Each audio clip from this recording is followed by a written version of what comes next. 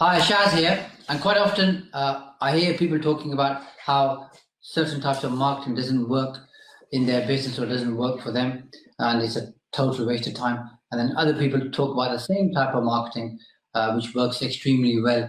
An example could be email marketing, direct mail, telemarketing, or any other form of online, Google, pay-per-click.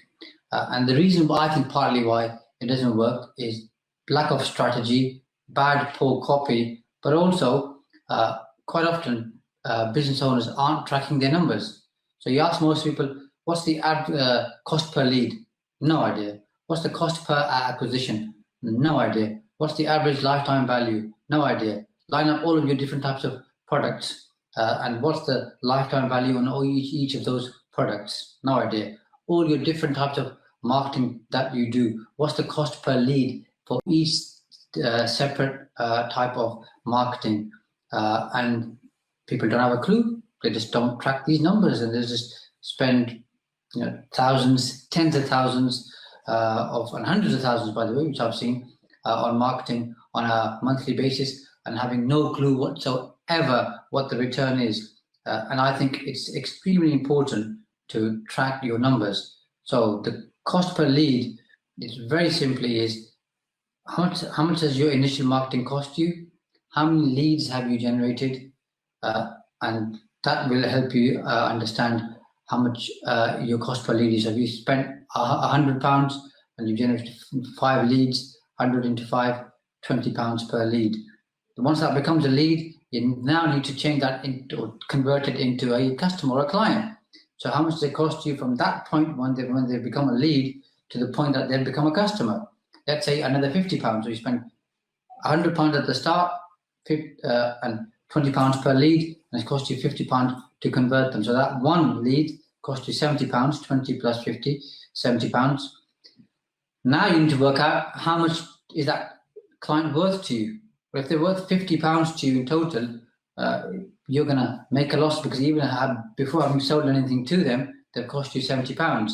However, if that customer's worth £500 to you, it's cost you £70 to acquire them, that's pretty good going.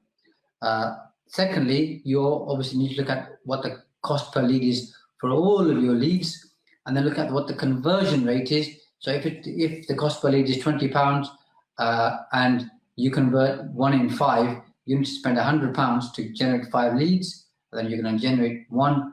You're going to convert one of those into a customer, so it's costing you £100 to convert them. The big problem and challenge, I think, is this. A lot of people get a customer to make a sale, and I say what we do is we make a sale to get a customer, because this isn't a one-off thing. No matter what you're selling, this isn't a one-off transaction. So the way you should structure your marketing is you want to get a customer for life, not just as a one-off. And that's going to help you to transform how much you can afford to spend on a customer.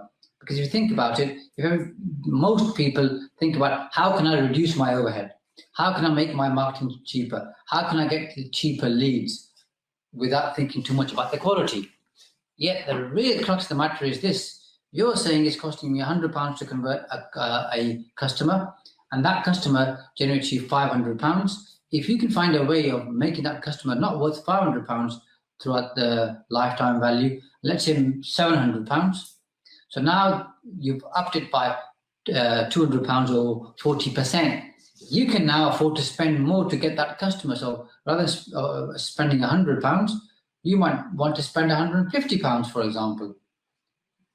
And if you're spending £150, you can outspend many of the people in your sector, because first of all, they're thinking cheap. How can I do this cheaper? And cheaper hardly ever works.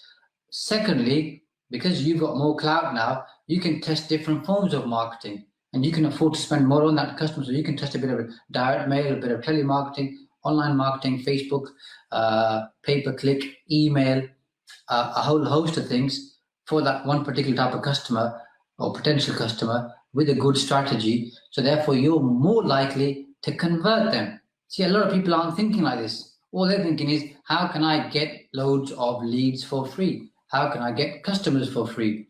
And then when you speak to them and they say, most of my customers aren't very good. They don't like them. But you think, well, who signed them up? Who took them on? You did. So if you've taken on all of your customers and you don't like them, that's not the customer's fault. That's your fault because your marketing isn't right. You need to change your marketing so that you get the right type of customer.